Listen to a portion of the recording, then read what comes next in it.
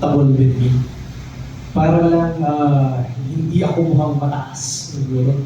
So, nag-open up ako ng weaknesses ko right away sa strangers. Para lang hindi sila intimidated.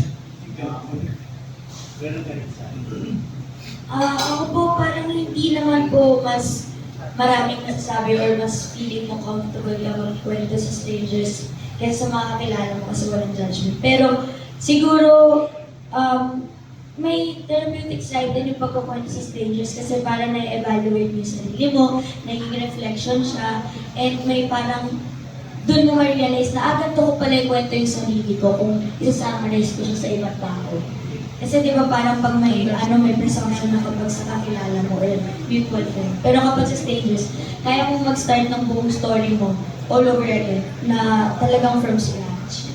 Yun na po. Pero I won't choose a stranger over a friend. Ako naman siguro hindi ko po siya kaya gawin.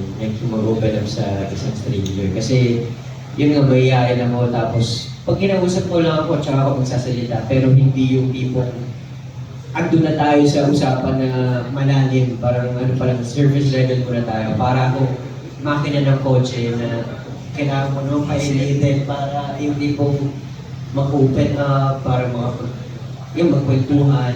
Pero, tsaka hindi rin po ako masyadong nainom, kaya hindi ako masyadong talkative. Pero, yun yung just may ganun. Parang chikahan talaga, di ba, Miss Pai? Pero, actually, yun yung beauty ng film.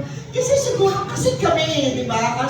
As dahil sa trabaho namin, so nahubog na kami or na-condition na lang, mahirap mag-open. Mag-ingat. Oo, mag-ingat. Pero, maybe if hindi ganito yung trabaho, pag pinanood mo, parang ang sarap ma-experience o maging adventure mo. Na, you know, or pwede siguro sa amin pag nasa ibang bansa ka, di ba pag magta-travel ka mag-isa, and then you get to meet a lot of people or you get to meet people from different cultures, tapos di ba nag-share kayo isang gabi and then you open up. Yun, okay yun. Parang ang sarap na experience, pero kung dito, hindi.